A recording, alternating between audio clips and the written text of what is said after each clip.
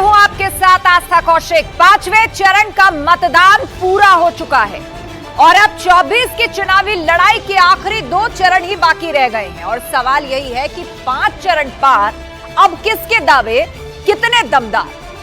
5वें चरण में यूपी की कुल 14 सीटों में रायबरेली और अमेठी की फाइट बेहद दिलचस्प दिखाई दी है। यहां पर गढ़ की लड़ाई परिवार और प्रतिज्ञा के साथ साख के सवाल पर आकर टिक गई है।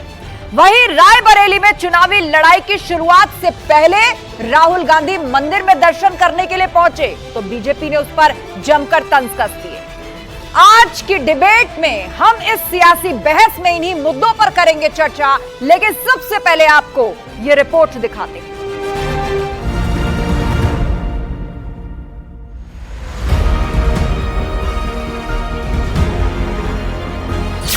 पांचवें चरण की जंग पब्लिक किसके संग।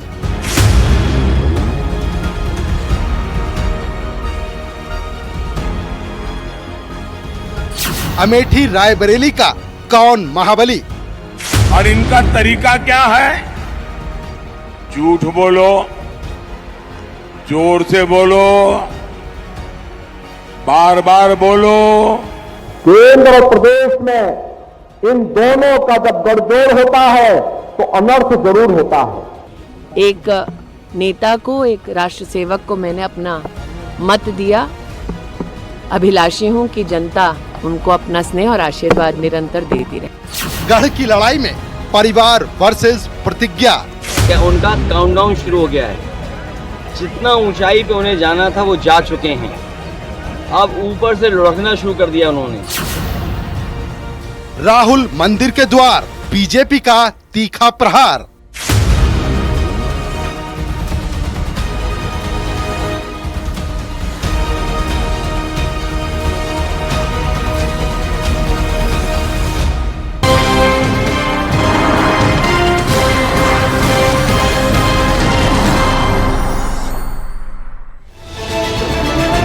और चर्चा के लिए हमारे साथ पूरा गेस्ट पैनल जुड़ चुका है। हमारे साथ बीजेपी प्रवक्ता आलोक अवस्थी जी जुड़ गए हैं।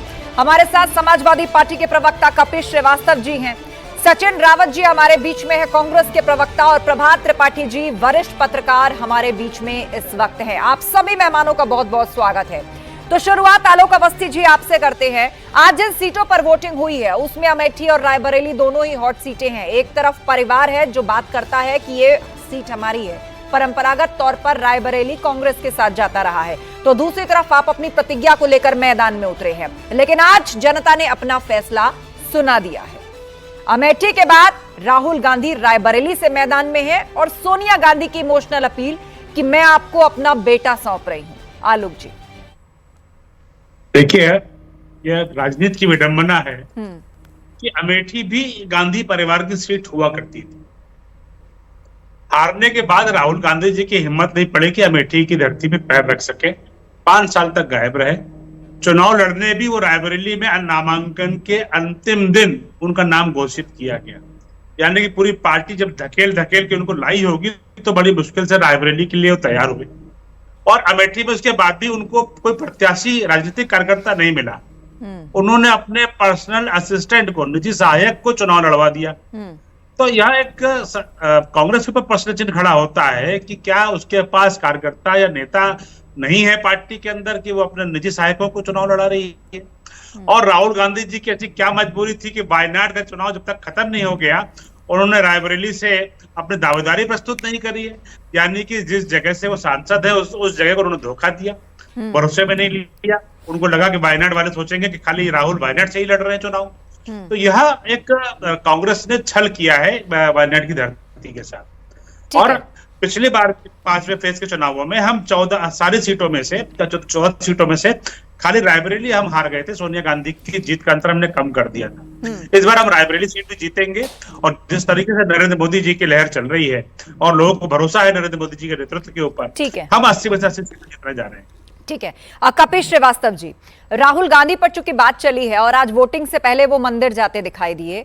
मंदिर वही, जब वो अक्सर चुनाव से पहले मंदिर जाते हैं तो बीजेपी के टारगेट पर आ जाते हैं। वो कहते हैं देखिए फिर से चुनावी हिंदू आ गए। आज भी बीजेपी ने इसी बात पर तंज कसा है कि चुनावी हिंदू तो भारतीय जनता पार्टी है। क्योंकि वो दूसरों के हिंदुत्व पर प्रश्न खड़ा करते हैं और इन्हें ऐसा नहीं करना चाहिए। भगवान पे एकाधिपत्य आप पर नहीं है, तो ये सबसे बड़ा प्रश्न है। हम ये कह रहे हैं कि आप महंगाई के बारे में क्यों नहीं बात करना चाहते हैं, बेरोजगारी के बारे में क्यों नहीं बात करना चाहते हैं, महंगी शिक्षा और चिकित्सा पे बारे में क्यों नहीं बात करना चाहते हैं।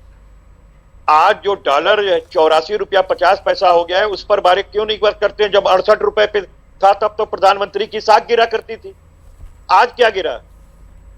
जब तेल 65 रुपए था पेट्रोल, आज जो है 100 पार कर रहा है, तब आप महंगाई की बात नहीं कर रहे। जब आपने कहा था कि 35 रुपए लीटर हम पेट्रोल देंगे, ये 2014 का आपका वादा है। ये सारे मुद्दे आपने चुनावों में उठाए हैं, ये सारे मुद्दे चुनावों में उठाए हैं। हम लोग ये मुद्दे पकड़ के रहे हैं और आज वही कारण है कि इनको मटन मछली और मंगलसूत्र पर आना पड़ा है, पाकिस्तान शमशान और तप्पिदान करना पड़ा है। और एक बात और भी है कि आज इसीलिए प्रधानमंत्री जी को विवश होकर जो है वो प्रज्वल रमन्ना जैसे लोगों के लिए वोट मांगना पड़ रहा है। बृजभूषण सिंह का चेहरा कैसरगंज में प्रधानमंत्री जी से बड़ा हो जा रहा है।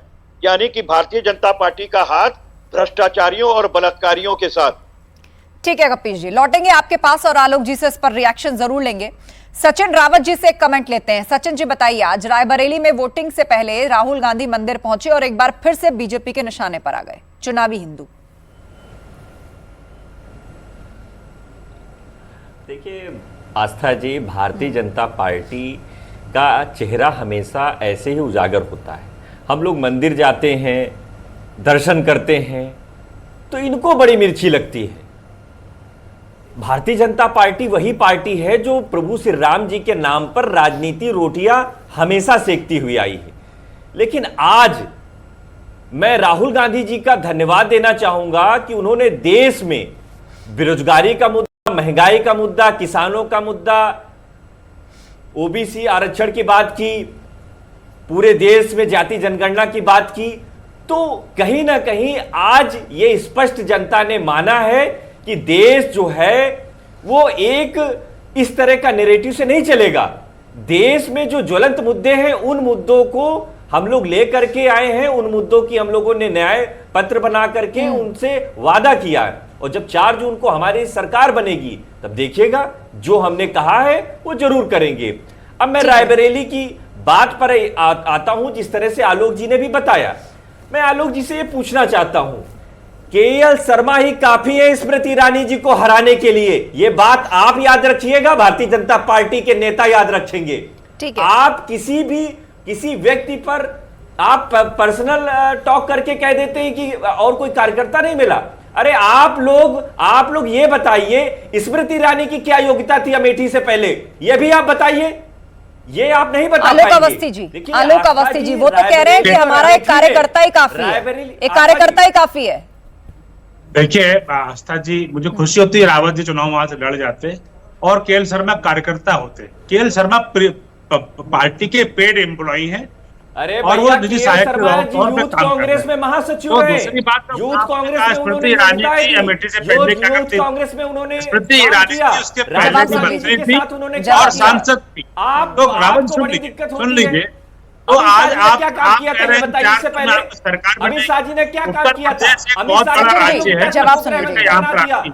अमित शाह की आस्था जी मैं बोल पाऊंगा, देखिए ठीक है सचिन जी, आप स्मृति ईरानी का नाम ले रहे हैं, आप अमित शाह का नाम ले रहे हैं। एक बार उनका जवाब सुन लीजिए, मैं फिर मौका दे दूंगी आपको बोलने का।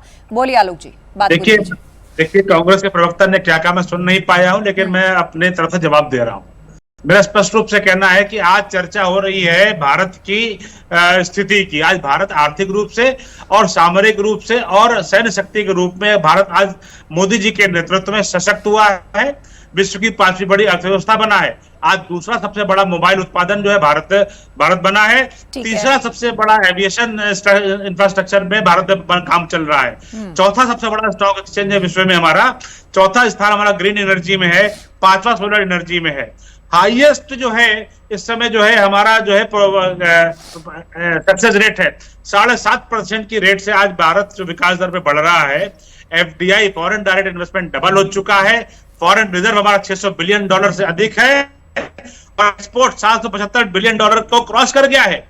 100 वर्षों में, 10 वर्षों में। चलिए, तो एक तरफ आप अपनी उपलब्धियों को लेकर सामने हैं, तो दूसरी तरफ विपक्षी पार्टियां पूछ रही हैं कि महंगाई, बेरोजगारी, इन सब बातों को सरकार की तरफ से क्यों सवाल जवाब से परे रखा जाता है।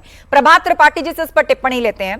प्रभात जी, आपको क्या लग रहा है, 5वें चरण का जो चुनाव आज पूरा हुआ है, उससे पहले जिन मुद्दों पर बात हुई, जिस तरह के सियासी आरोप प्रत्यारोप हुए, क्या वाकई जनता के मुद्दों को विपक्ष ने उठाया?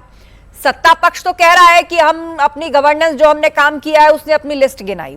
दूसरी तरफ टीवी डिबेट्स में जिन मुद्दों को उठाने की बात विपक्षी पार्टियों की तरफ से होती है, क्या 5वें चरण का रण एक परसेप्शन वॉर भी बनकर नजर आया? कितने जनता के मुद्दों पर बात हुई?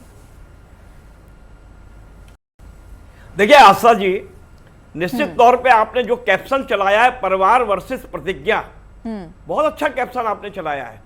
मैं तो कहता हूं कि लोकतंत्र में, राजनीति में जो अब ये भ्रम की राजनीति हो रही है, ये एक सबसे बड़ा मतदाता को भ्रमित करता है। अमेठी और रायबरेली, ये आपकी दोनों एक पारंपरिक एक सीट थी, गढ़ की सीट थी। मैं तो कहता हूं गढ़ की राजनीति अब समाप्त हो गई है। आपको पार्ट टाइम राजनीति अब नहीं चलेगी, अब फुल टाइम राजनीति करनी पड़ेगी। प्रियंका जी आती हैं, कहती हैं लड़की हूं, लड़ सकती हूं, चली जाती हैं। कौन अदृश्य शक्ति प्रियंका को रोकती है? अब जब चुनाव आता है तो अपने भाई को लड़ाने के लिए लगातार वो रही, फिर परिणाम आएगा, प्रियंका जी चली जाएंगी। देखिए मतदाता अब क्या चाहता है। आपने परिवार और प्रतिज्ञा की जो बात की, मैं एक बात बिल्कुल निश्चित तौर पर सहमत हूं कि ये राहुल गांधी को प्रतिज्ञा लेनी पड़ेगी कि अब हम रायबरेली नहीं छोड़ेंगे, क्योंकि उनकी मां ने जो भावनात्मक चिट्ठी लिखी और जो भावनात्मक मंच में कहा, मैं बेटे को सौंप रही हूं, मैं आपको अपना बेटा मंदिर आप गए, नहीं मंदिर गए। देखिए मंदिर, देखिए हनुमान जी का आज आशीर्वाद दिया। मैं तो कहता हूं आप प्रतिज्ञा कीजिए कि मैं हमेशा एक मंदिर जाऊंगा, और मंदिर जाना कोई बुरी बात नहीं है, लेकिन जब आपको निमंत्रण मिला आपने ठुकरा दिया। आज आप हनुमान जी के शरण पे हैं, अच्छी बात है, हर व्यक्ति को मंदिर जाना चाहिए। मैं कहता हूं प्रतिज्ञा ले राहुल जी कि अब तुष्टीकरण की राजनीति हम नहीं करेंगे, जो सबका साथ, सबके विकास, सबके इस पर सचिन जी जवाब देना चाहते हैं। सचिन जी आपका जवाब, और फिर मैं कपीश जी का रुख करूंगी। बोलिए सचिन जी। कर लीजिए। ठीक है, सचिन जी बताइए। देखिए, प्रभात त्रिपाठी जी वरिष्ठ पत्रकार हैं, लेकिन उनको ये बात भी याद रखनी चाहिए कि कांग्रेस पार्टी कभी भी राजनीति को और आस्था के जैसे विषयों को एक साथ नहीं रखती है। हम लोग कोई शुभ काम करने जाते हैं, उससे पहले पूजा होती है। आस्था जी, आप भी अगर कोई काम करने जाती होंगी, शुभ तो हमेशा पूजा होती है। आज अगर राहुल गांधी जी रायबरेली जा रहे थे, तो जो वहां पे हनुमान जी का मंदिर है, जो प्रतिष्ठित मंदिर है, जो लखनऊ रायबरेली की बॉर्डर में है, उन्होंने आशीर्वाद लिया बजरंग बली जी का। उसके बाद वो नहीं तो वो हनुमानगढ़ी और अयोध्या से भी परहेज ना करें। अयोध्या का जो कार्यक्रम था, वो भारतीय जनता पार्टी का कार्यक्रम था, भारतीय जनता पार्टी और आरएसएस का कार्यक्रम था, और इस वजह से हम लोग नहीं गए। लेकिन उससे पहले हम लोगों ने दर्शन किए, सब लोगों ने दर्शन किए। प्रभु श्री राम जी विश्व के आराध्य हैं, सभी लोग उनको पूजा करते हैं, रामचरितमानस का पाठ करते हैं। लेकिन भारतीय जनता पार्टी अयोध्या के नवनिर्मित राम मंदिर में, एक सेकंड, अयोध्या के नवनिर्मित राम मंदिर में जितनी भीड़ बढ़ रही है, हर दिन फुटफॉल का नया रिकॉर्ड टूट रहा है और एक नया रिकॉर्ड बन रहा है, और बीजेपी खुल करके कहती है कि ये जो श्रद्धालु वहां पहुंच रहे हैं वो सीधे तौर पे वोटर हैं।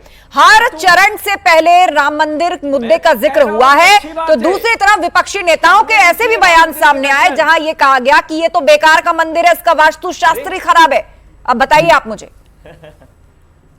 आस्था जी, हाँ। आस्था जी, हम लोगों ने भी राम मंदिर के दर्शन किए। नहीं, आप अयोध्या की टिप्पणी को क्या कहेंगे? देखिए, ये टिप्पणी बहुत खराब टिप्पणी है कि बेकार का मंदिर है। डिबेट को डिरेल मत करिए। आप क्या कहेंगे अपने सहयोग? मैं राम गोपाल जी ये बताना चाहूंगा, क्या कहेंगे आप? सचिन जी, राम गोपाल सचिन जी क्या कह पाएंगे? कपीश जी, बेकार का मंदिर है। कपीश जी आपका जवाब सुनिए। आस्था जी, समाजवादी पार्टी, देखिए समाजवादी पार्टी के प्रवक्ता साथी बैठे, वो बता देंगे, लेकिन मैं एक बात कहना चाहता हूं। 10 सेकंड। रायबरेली अमेठी में जिस तरह से आज खटाखट वोट पड़े हैं कांग्रेस पार्टी को, कि भारतीय जनता पार्टी का अब वहां से सुपड़ा साफ होने जा रहा है। चलिए ठीक है, कुछ भी हो, लोकसभा चुनाव में ये दिलचस्प शब्दावली की डिक्शनरी भी जो हर चरण के साथ आगे बढ़ी है, कहीं खटाखट की बात हो रही है, कहीं फटाफट की बात हो रही है, कहीं सफाचट की बात हो रही है। कपिल श्रीवास्तव जी, भाजपा कह रही है कि इस बार तो भारतीय सफाचट जनता कांग्रेस, पार्टी सफाचट होने वाली है। INDIA सफाचट। भारतीय जनता पार्टी सफाचट होने वाली है। ठीक है, हम लोगों जवाब के देने दीजिए इंडिया उनको। अलायंस को कपिल जी बोलिए। खटाखट वोट मिल रहे हैं और भारतीय जनता पार्टी सफाचट चलिए होने अब आप वाली है। बात भी सुन लीजिए दूसरे पैनलिस्ट की, फटाफट बोलिए। इसमें कहीं दो राय नहीं है। हाँ, इस 4 तारीख को यह पता हम चल तो सुनने के जाएगा हमेशा तैयार रहते हैं। कौन सफाचट हो गया। अभी तो सभी एक दूसरे को सफाचट कर देंगे, लेकिन मैं दूसरी बात कहना चाहता हूं कि समाजवादी पार्टी ने कभी भी धर्म को राजनीति का मुद्दा और आधार नहीं बनाया। हम कभी किसी धर्म के नाम पे, मंदिर और मस्जिद के नाम पे चुनाव नहीं में वोट मांगने नहीं जाते। अभी हमारे प्रभात जी ने एक बात कहा, देखिए हमारे यहां तो कहा जाता है कि मेरे तन में राम, मेरे मन में राम, मेरे रोम रोम में राम रे। राम जी को आप एक जगह पर केंद्रित करके क्यों देखना चाहते? हनुमान जी को क्योंकि आप वो एक जगह राम पे जन्मभूमि है, राम जन्मभूमि है। मैं बता रहा हूं। और जिधर राम का जन्म हुआ, उनसे राम को पृथक करके कैसे देखा जा सकता है? बहुत सीधी सी बात, राम अनजन्मे हैं क्योंकि वो विष्णु के अवतार है। और मैं तीसरी बात आपको कह रहा हूं कि प्रभात जी से कहिएगा कि जरा वो शंकराचार्य जी से भी पूछ लें, अभी तक वो नहीं गए। कुछ आईना उनको भी दिखा दें, भारतीय जनता पार्टी के भी लोग दिखा दें, और ये भी दिखा दें। पुराना टेप चला रहे हैं कपिल जी, अभी वो मामला समाप्त हो गया है। पुराना टेप मत चलाइए। अभी तक बताइए एक भी गया, एक भी शंकराचार्य गए? शंकराचार्य वाली बात आप जो कह के भ्रम पैदा कर रहे हैं। नहीं, आपके राम गोपाल कहते हैं बेकार का मंदिर है। कृपया आप मेरे सवाल का जवाब आपने नहीं दिया था। आप बताइए। आप कह रहे कण कण में राम, रोम रोम में राम, उसमें कोई दो राय नहीं है। लेकिन आप मुझे बताइए कि जब आप ही की पार्टी के एक सीनियर लीडर ये कह दें कि वो तो बेकार का मंदिर है, उसका वास्तुशास्त्र खराब है, तो चुनावी मौसम में क्या मैसेज दिया आपने? मैं उसी का जवाब दे रहा हूँ। हाँ, बहुत सीधी सी बात है कि आज तक शंकराचार्यों ने वहां नहीं गए, और अभी 4 लेकिन दिन वो चुनाव नहीं लड़ रहे हैं ना, चुनाव आपकी पार्टी लड़ रही है, आपकी पार्टी के लीडर से इस तरह की बात कह रहे हैं। लड़ रही है। हमारे लिए मंदिर और मस्जिद मुद्दा नहीं है, जिसके लिए होगा मांगे खुल करके। मैं तो बहुत सीधी बात आपको कह रहा हूं कि अभी 3 दिन पहले अविवेकानंद सरस्वती जी जो ज्योतिष मठ के शंकराचार्य हैं, उन्होंने कहा कि हम दोबारा प्राण प्रतिष्ठा करेंगे, क्योंकि अधूरे मंदिर में प्राण प्रतिष्ठा नहीं हो सकती है, ये दैत्य कार्य किया गया है। ये वो कह रहे हैं, उनको प्रभात की जवाब। चलिए वो फाइल क्लोज हो गई है। वैसे जिस वक्त प्राण प्रतिष्ठा की बात चली थी, उस वक्त इस मुद्दे को आपने खूब उठाया था शंकराचार्यों को कोट करके, लेकिन वो मामला समाप्त हो चुका है।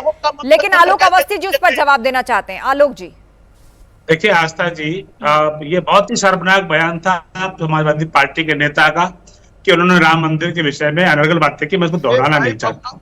बहुत ही घटिया बात कही, एक घटिया बात है, वो समाजवादी पार्टी के नेता ने कही है। मैं कहूँगा बहुत ही घटिया बयान उन्होंने दिया है। श्री राम के मंदिर को करोड़ों लोगों के आस्था का केंद्र है, और वो सुप्रीम कोर्ट की संविधान पीठ के निर्देश पर बना है। और सभ्यता सीख लीजिए। ये गुंडागर्दी वाली पार्टी आप डिबेट में गुंडागर्दी नहीं करे। मेरा समय है, मेरा नाम आलोक अवस्थी है। आस्था जी ने मुझे बोलने के लिए कहा है, आप शांत हो जाइए। जवाब सुन लीजिए। कपिल जी, आपने जो पॉइंट उठाया है उस पर जवाब सुन लीजिए। मुझे बात करने का बोलिए आलोक जी, बात पूरी कीजिए। शंकराचार्य ने कहा, शांत हो जाइए कपिल जी। आप बार-बार शंकराचार्य को कोट कर रहे हैं, उस पर जवाब सुन लीजिए। जवाब सुन लीजिए कपिल जी। क्यों उस पहाड़ को खोद रहे हैं जिसका नतीजा निकल चुका है? बोलिए। पहाड़ खोदेंगे तो पहाड़ प्राण प्रतिष्ठा हो चुकी है, रोजाना लाखों की भीड़ वहां दर्शन करने के लिए जा रही है, और वास्तविक समय की ये सच्चाई है, सच्चाई है। आप में जाकर वो पहाड़ खोद रहे हैं जिसका नतीजा लोग देख चुके हैं। मैं ऑडियो नहीं डाउन कराना चाहती। कपिल जी जवाब सुनिए उनका, जवाब सुनिए कपिल जी। ठीक है, आलोक जी की आवाज जाएगी। बोलिए आलोक जी। देखिए आस्था जी, मेरा इतना कहना है, जब आप पहाड़ को खोदेंगे तो पहाड़ आपके ऊपर खुद ही गिरेगा। इन्होंने खुद ही जो है भगवान श्री राम के मंदिर के निमंत्रण को ठुकराया, राम भक्तों पे गोलियां चलाकर राम मंदिर बनने में हमेशा से अड़ंगा लगाया। और ये कांग्रेस पार्टी, इसने जो है, इसने तो भगवान श्री राम के अस्तित्व को ही नकार दिया था। आज कह रहे हैं हम तो राम को ही मानते हैं, हम तो हनुमान जी को मानते हैं, लेकिन उसी राम के अस्तित्व को सुप्रीम कोर्ट में एफिडेविट दे करके किया। तो ये रामद्रोहियों की हालत देख लीजिए क्या है। 2% पे कांग्रेस पहुंच गई है, मात्र 1 लोकसभा सांसद है, 2 विधायक हैं। और वही रामद्रोही समाजवादी पार्टी को देख लीजिए, मात्र 3 सांसद हैं लोकसभा के अंदर, और आगे वो भी खाता नहीं खुलने वाला है इस बार। तो रामद्रोहियों की बात को तो जनता ने बहुत फटकार लगाई है कि कोने में उखाड़ के फेंका हुआ है। और भगवान श्री राम पे टिप्पणी करते हैं ये लोग, ये कहते हैं राम मंदिर पे इनकी छाती पे जो दर्द हो रहा है, निश्चित रूप से हम आपकी छाती पे चढ़ के घंटा बजाएंगे और कहेंगे भगवान श्री राम की जय, श्री रामचंद्र भगवान की जय। और रामलला का मंदिर वही है।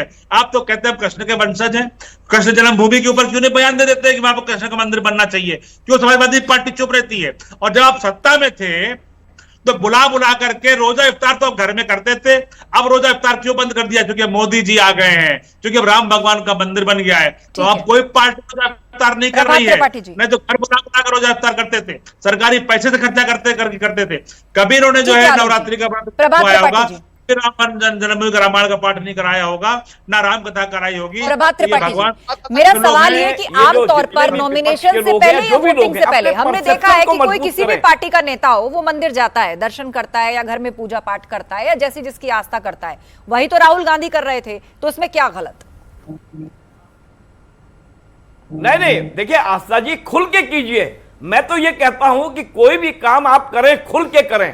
आप किसी एक वोट बैंक को खुश करने के लिए कभी आप उसकी बात करेंगे, कभी आप देखिए खुल के काम कीजिए, जो भी करना है। देखिए राजनीति में, आप सार्वजनिक जीवन में है, जनता को यह पता होना चाहिए कि आपका जो विजन है वो हमारे प्रति क्या है। देखिए मंदिर और मस्जिद की सब लड़ाई अलग है, लेकिन मैं दूसरी बात कह रहा हूं, आप राजनीति में हैं, आप खुल के राजनीति कीजिए, खुल के आप चीजें कीजिए। ये नहीं कि छुप के आप मंदिर जाएं, फिर आए बाहर निकल के टोपी पहन लें, फिर आप एक बात करें, आप तुष्टीकरण के एक वोट पाने की राजनीति की। मैं तो कह रहा हूं कि अगर आप मतलब आप ये बताना कि आज राहुल गांधी प्रतिज्ञा करें कि चुनावी मौसम में इस तरह से मंदिर जाना करें कि हम बेसिकली उनकी आस्था को नहीं दर्शाता, एक तरह से वो एक कैरेक्टर में आ जाते हैं। ये कहना चाह रहे हैं आप? सचिन रावत जी, राहुल गांधी जब चुनावों से पहले मंदिर जाते हैं, वोटिंग से पहले मंदिर जाते हैं, तो आप कहीं ना कहीं जिस हिंदुत्व की बात करते हैं, जिस सॉफ्ट हिंदुत्व लाइन को आपने लेकर के देखा, पेटेंट नहीं है भारतीय। तो यहाँ पर आरोप ये है कि राहुल गांधी उस कैरेक्टर में आते हैं, वो असल में हिंदू नहीं है, उनकी भगवान में कोई आस्था नहीं है, लेकिन वो चुनाव के लिए उस कैरेक्टर को प्ले करते हैं, क्योंकि चुनाव के बाद वो कभी नजर नहीं आते इस तरह से। यही आस्था मेरा कहना है। सचिन जी, देखिए आस्था जी, मुझे प्रभात जी की बात सुनकर के यही लग रहा है कि अभी तो आलोक जी जो है भारतीय जनता पार्टी का पक्ष रख रहे थे, अब तो प्रभात जी भी रख रहे हैं। हाँ, अब आप यही कहेंगे कि मैं बैटिंग बीजेपी कर रहा हूं। नहीं कह सकता हूं कि जब मर्यादा पुरुषोत्तम रामचंद्र जी के राम राज में सभी को जीने का, अरे भैया पूरी बात किसने आपको रोका है भाई? मैं तो नहीं रोक रहा हूं भाई, मैं पूरी बात आ जाएगी। देखिए प्रभु श्री राम जी के राम राज में सभी को मतलब सभी वर्ग के लोगों को मतलब जीने का अधिकार था, हर वक्त खुशहाली तरफ थी, हर वो तबका खुशहाल था जब राम राज था। आज के रामराज में जिस तरह से बेरोजगारों पर लाठी चलवाई जाती है, जिस तरह से महिलाओं की आबरू लूटी जाती है, जिस तरह से प्रज्वल रेवन्ना के तरह, कुलदीप सेंगर तरीके, ब्रजभूषण शरण के टाइप के लोग जब यहां पे पनपते हैं तो भारतीय जनता पार्टी के लोग संरक्षण देते हैं। चिंता ना करिए, आज मैं कह रहा हूं कि जब 4 जून को सरकार बनेगी, 1 जुलाई को 30 लाख नौकरियों का नोटिफिकेशन जो कांग्रेस ने निकाला है वो हम देंगे, और प्रभु श्री राम जी का नाम लेते हुए कहेंगे जय सिया राम, 30 लाख नौकरी देंगे। उसके बाद हर महिला के खाते में हम लोग 8,500 रुपए महीने देंगे, खटाखट 1 लाख प्रति सालाना किसानों के एमएसपी को हम लोग वाजिब दाम की तरह देंगे। ये भारतीय जनता पार्टी के लोगों से जब ये बात की जाती है और प्रधानमंत्री जी क्या कहते हैं, हर चुनावी मंच से और टीवी डिबेट से आप इन बातों को दोहरा रहे हैं। आलोक जी, कांग्रेस पार्टी मानकर चल रही है कि अब जनता ने तय कर लिया है कि सत्ता परिवर्तन करना है, और वो बता रहे हैं कि कैसे अब वो अपने मैनिफेस्टो में लिखी गई एक एक बात को 4 जून के बाद खटाखट लागू करेंगे।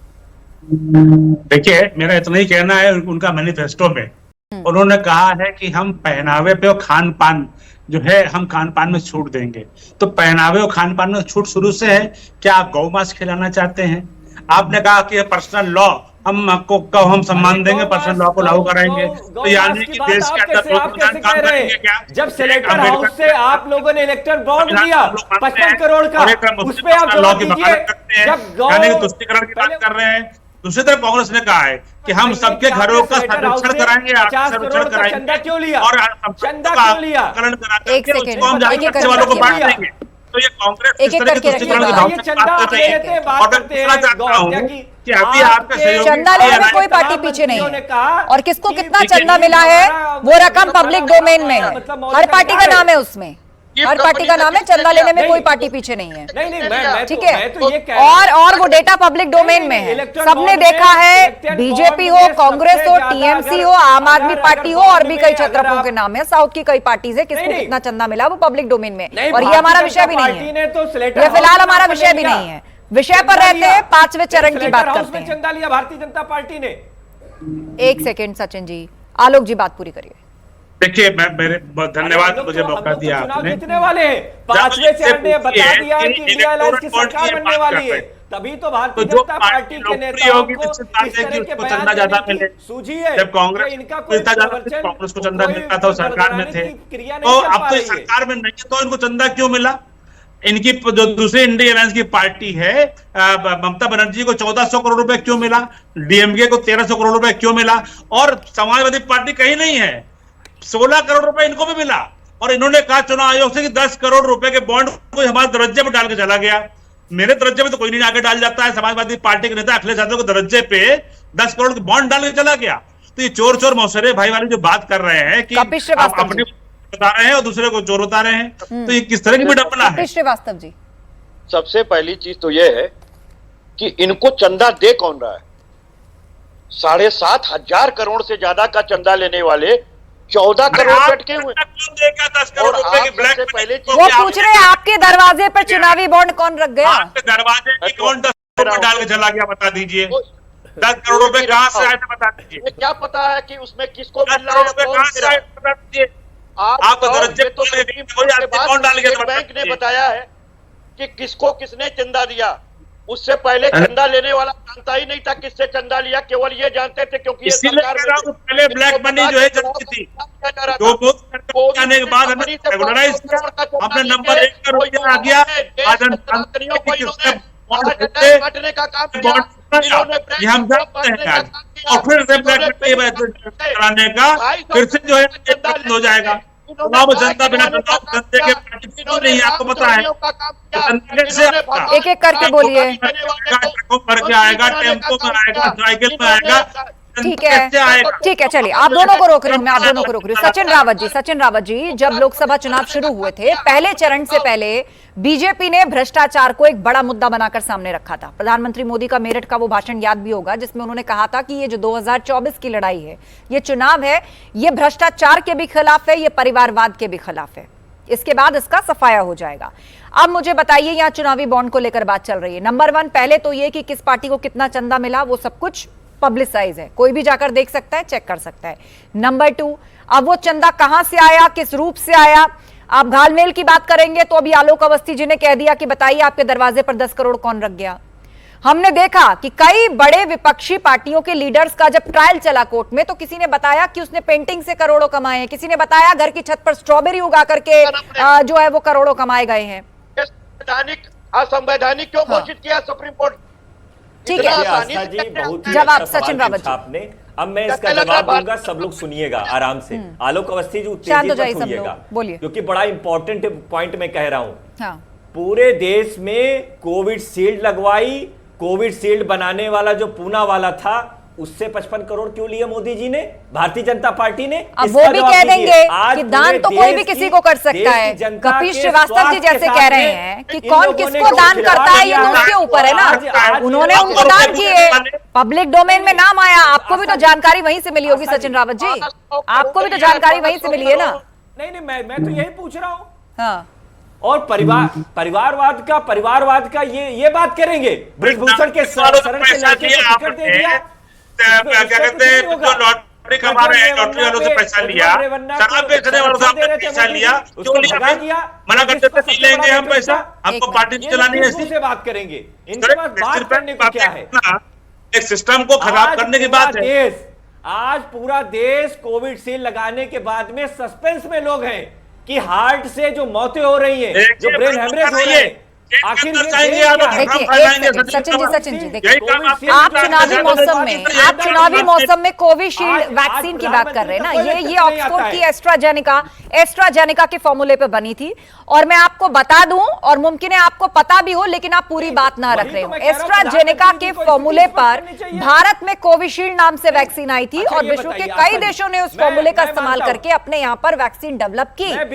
और इसकी जो बेस कंपनी है एस्ट्राजेनेका, उसने हाई कोर्ट में इस बात को माना कि कुछ साइड इफेक्ट्स देखे गए, कुछ केसेस में ये सीवियर भी है। इसका अब आप लोग चुनावी इस्तेमाल करेंगे, इसका आप लोग चुनावी इस्तेमाल करेंगे। उस वक्त विश्व के सामने जो स्थिति थी, किसी भी तरह से कोई भी देश ऐसी वैक्सीन बनाने की कोशिश कर रहा था या लाने की कोशिश कर रहा था कि लोगों की जान बचाई जा सके, इसका आप राजनीतिकरण क्यों कर रहे हैं? देखिए, नहीं राजनीतिकरण नहीं हो रहा, हम तो सवाल आप तो ऐसी बात कर रहे हैं, आप तो ऐसी बात कर रहे हैं जैसे समाजवादी पार्टी की तरफ से कभी कहा गया था कि भाजपा की वैक्सीन जैसे ये बीजेपी हेडक्वार्टर दिल्ली में बनाई गई और एक एक को पकड़ के जबरदस्ती लगाया गया हो। नहीं तो चंदा तो ले लिया, चंदा तो ले लिया, चंदा तो ले लिया, वैक्सीन वालों से चंदा ले लिया, और जो है राहुल गांधी है, जब मौतें हो रही प्रधानमंत्री को स्पष्टता नहीं आया। राहुल गांधी बात नहीं करनी चाहिए थी, जिन्होंने कहा कि बीजेपी वैक्सीन है। चलिए, आप कोविशील्ड को आप राजनीतिक मुद्दा बना रहे हैं, और आप सोचिए आप किस स्तर की बात कर रहे हैं सचिन रावत जी। बांटने का काम किया है कांग्रेस पार्टी एक तरफ अपने मैनिफेस्टो में बड़ी बड़ी बातें करती है किसानों के लिए, नौजवानों के लिए, महिलाओं के लिए, और दूसरी तरफ आपको चुनाव में वोट चाहिए कोविशील्ड का राजनीतिकीकरण करके। प्रभात त्रिपाठी जी, राजनीतिकरण क्या मुद्दे खत्म हो गए हैं? मंत्री का स्पष्टीकरण मांग रहा हूं मैं। कौन कर रहा है महंगाई की बात, कौन कर रहा है बेरोजगारी की बात? यहाँ तो स्तर कोविशील्ड पर आ गया। प्रधानमंत्री को क्यों बचा रही है? प्रधानमंत्री मैं किसी को नहीं बचा रही हूँ, मैंने सिर्फ आपके सामने सवाल पूछा था, भ्रष्टाचार से जुड़ा, परिवारवाद से जुड़ा, और आपने कोविशील्ड की बात शुरू कर दी, जैसे कोविशील्ड को भाजपा के हेडक्वार्टर में बनाया गया। परिवारवाद में कौन आता है? प्रभात त्रिपाठी जी, परिवारवाद में कौन आता है? इनके परिवारवाद में आते हैं पंकज सिंह, इनके परिवारवाद में आते हैं पंकजा मुंडे, इनके परिवारवाद में आते हैं ब्रजभूषण शरण के लड़के, इनके परिवारवाद में आते हैं। सभी पैनलिस्ट को बोलने दीजिए, सभी पैनलिस्ट को बोलने दीजिए। बोलिए प्रभात जी, उसके बाद में कपिल जी का बोलिए। मुझे बड़ा ताज्जुब होता है जब हम लोग कोई सवाल करते हैं तो हम लोगों पे एक छींटाकशी की जाती है एंकर पे और पत्रकार पे। अगर आपकी इजाजत हो तो मैं इस पूरे माहौल को एक बदल के एक मैं सचिन से पूछना चाहता हूं कि राहुल गांधी खटाखट ये किस ऑक्सफोर्ड की यूनिवर्सिटी से लेके शब्द आए हैं? 2004 से 2014 तक आपने खटाखट क्यों नहीं जनता को दिया? आपने अगर आपने डिलीवरी जनता को खटाखट की होती तो आज आप सत्ता में होते। ये जो आप शब्दों का जो ये जाल आप भ्रम फैला रहे हैं, अब बड़ी अजीब राजनीति हो रही है। अगर हम लोग कोई सवाल करते हैं तो एंकर पे सवाल उठा दिया जाता है हमारे विपक्ष के। अरे भाई, आप अपने परसेप्शन को बदलिए, आप जनता के बीच अपनी बातों को रखिए। नहीं, आप ये बताइए, आपके राहुल जी खटाखट कहां से लेके आए? मुझे ये बता दो, नहीं मुझे ये बता दो, मैं जानने के लिए बैठा हूँ। ये खटाखट कोई कह रहा है गटाखट। अरे भाई, ये क्या बात है भाई? अरे भाई, ये क्या बात है भाई? अरे आप जनता के, आप कहते हैं जनता के मुद्दों पे हम बात कर रहे हैं, फिर आप चंदे पे चले जाते हैं, फिर आप कोविड वैक्सीन पे चले जाते हैं। अरे भाई, खटाखट शब्द कहां से राहुल जी लाए? जरा ये बताओ भाई। 2004 से 14 के बीच में आपने खटाखट जनता को क्यों नहीं दिया? आपके मनमोहन सिंह ने क्यों नहीं डिलीवरी की भाई? 4 आप ये आप भ्रम पैदा करने की बात करते हैं। चुनाव में अभी 2 चरण बचे हैं, एक एक करके बोलिए, एक एक जवाब दीजिए। कौन सी यूनिवर्सिटी से ये सब निकाला है भाई? क्या सेम पित्रोदा ने दिया है? क्या किसने दिया है भाई? सब कुछ देंगे। क्या बात करते हैं सचिन जी?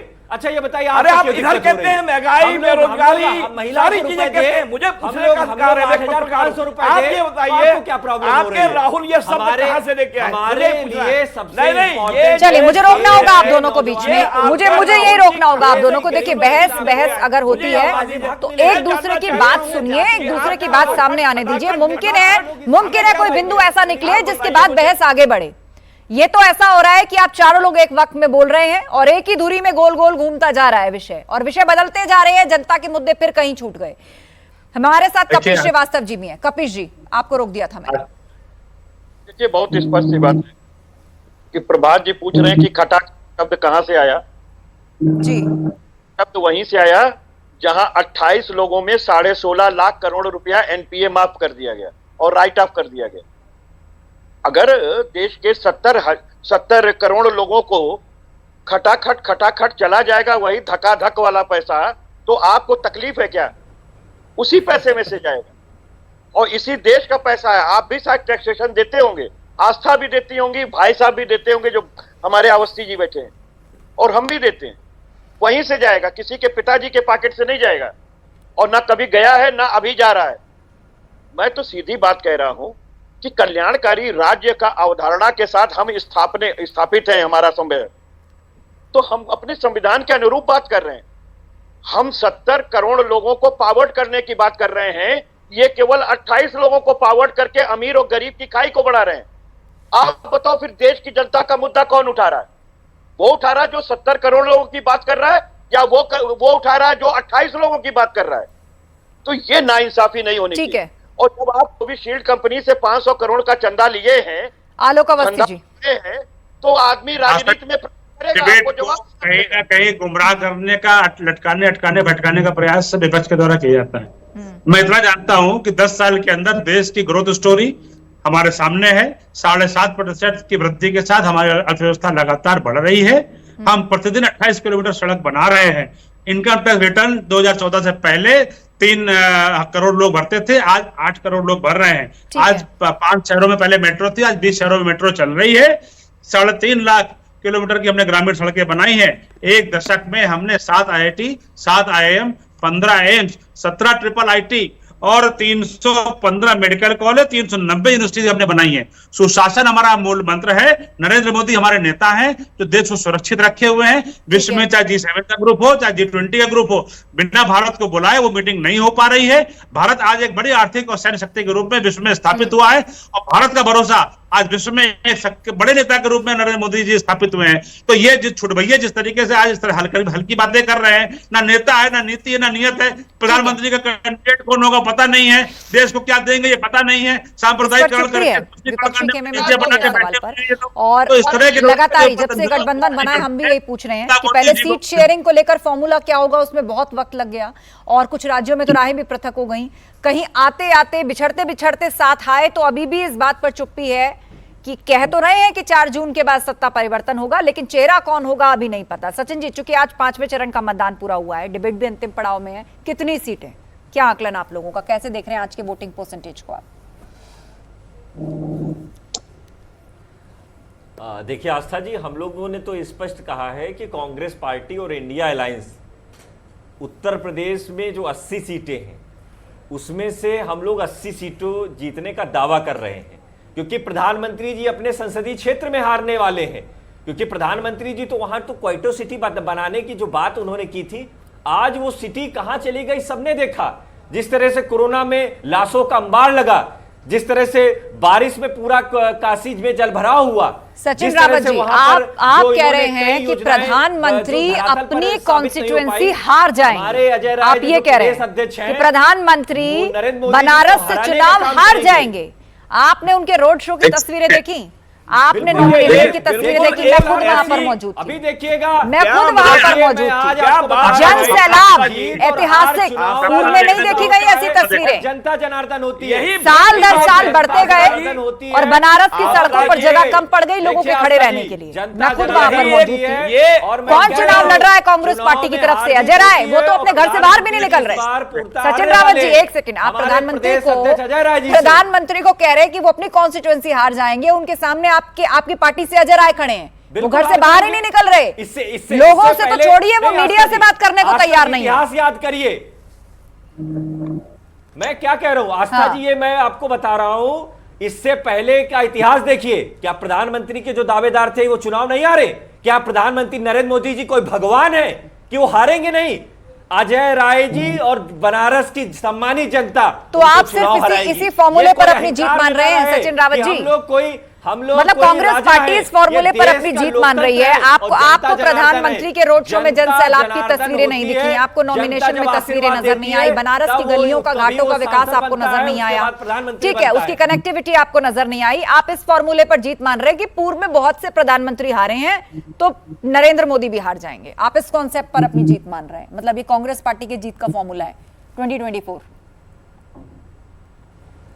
मतलब उम्मीद पर दुनिया कायम है, यही बात हुई ना ये तो। बिल्कुल आस्था जी, सपना देखने की अनुमति है, बिल्कुल सपना आस्था देख जी, सकते हम हैं। लोगों ने रावत जो जी, मैनिफेस्टो राहुल निकाला गांधी है, तो सपना ही देख रहे हैं। ठीक है, और कपिल अखिलेश जी, यादव सपना देख कपिल जी, देखिए बहुत स्पष्ट सी बात है। बड़ा अच्छा आपने चर्चा किया कि आप वाराणसी के रोड शो पर आ गए। हम एक बात पूछते हैं, शक्ति प्रदर्शन कौन करता है? जो हर कमजोर हो पार्टी जाता करती है चुनाव में, है ना, हर कमजोर हो पार्टी जाता करती है। जो उपयुक्त मंच लगता है वहां चढ़कर भी करती है, हाथ उठाकर भी करती है, एक दूसरे का हाथ पकड़ के, और सड़कों पर सैलाब भी लेकर चलती है। हर पॉलिटिकल पार्टी करती है। सुनिए सुनिए, अगर ऐसा नहीं होता कपिल जी, तो हाल ही में जो भगदड़ें हुई हैं राहुल गांधी और अखिलेश यादव की ज्वाइंट जनसभा, और आज भी संत कबीरनगर से तस्वीरें सामने आई हैं। अभी आस्था जी पहले हमको कह तो दीजिए, आप तो बीच में अपने ही कह रही हैं खाली। बताइए। या तो हम चुप। मैं नहीं एक बोले, बोले, ये बात कह- पूरी करिए जो अपनी। कमजोर होता है वो शक्ति प्रदर्शन करता है। कैसे किया? ये कहते थे कि पूरा विपक्ष मोदी से लड़ रहा है, और इनको पूरा एनडीए के नेता लेकर के अपने पीठ के पीछे खड़े होना पड़ा। वो उनको भी लेना पड़ा जो कहते थे कि विश्व का सबसे झूठा प्रधानमंत्री है। मुख्यमंत्री को तो इनकी औकात याद दिला देंगे, भीख का कटोरा खिला देंगे, चल सन्यासी मंदिर में। ऐसे लोगों का सहारा लेना पड़ रहा है। भूषण सिंह का चेहरा जो इस समय आ रही है। ठीक है, चलिए ये डिबेट खत्म करनी है। आपने जो मुद्दा उठाया कपिल जी, उसका जवाब आलोक जी से लेते हैं, फिर मुझे वाइंड अप करना है शो। आलोक जी, आलोक जी, घटिया प्रवक्ता की घटिया बातें उनकी चुप कीजिए। एकता, आपकी एकता कमजोरी। आलोक जी, ये मत है सपा का। मेरा क्या कहना है, जब नेता के पास और प्रवक्ता के पास शब्द नहीं रह जाते हैं तो घटिया बातों में उतर जाता है। जैसे कपिल श्रीवास्तव घटिया बातों को याद कर रहे हैं, ये घटियापन अपने पास रखिए। ये भारतीय जनता पार्टी को नहीं चाहिए, जनता सुनना नहीं चाहती है। जनता चलिए, समय खत्म हो गया है। मुझे डिबेट यही वाइंड अप करनी है। कुल मिलाकर 5वें चरण का मतदान पूरा हो चुका है और अब 24 की चुनावी लड़ाई के आखिरी 2 चरण ही बाकी रह गए हैं। आप सभी मेहमानों का शुक्रिया चर्चा में शामिल होने के लिए। तो सवाल यही है कि 5 चरण पार हो चुके हैं। अब किसके दावे कितने दमदार साबित होंगे? यूपी की 14 सीटों में रायबरेली और अमेठी की फाइट आज बेहद दिलचस्प दिखाई दी है। गढ़ की लड़ाई परिवार और प्रतिज्ञा के साथ साख के सवाल पर आकर टिक गई है। जनता ने अपना फैसला सुना दिया है। लेकिन दूसरी तरफ राहुल गांधी के मंदिर जाने पर बीजेपी ने एक बार फिर से उन्हें टारगेट किया और उन पर जमकर तंज कसा। तो इस सियासी बहस में आज इन्हीं मुद्दों पर हमने चर्चा की। महाबहस में चुनाव एक्सप्रेस में फिलहाल इतना ही। खबरें जारी हैं, बने रहिए हमारे साथ।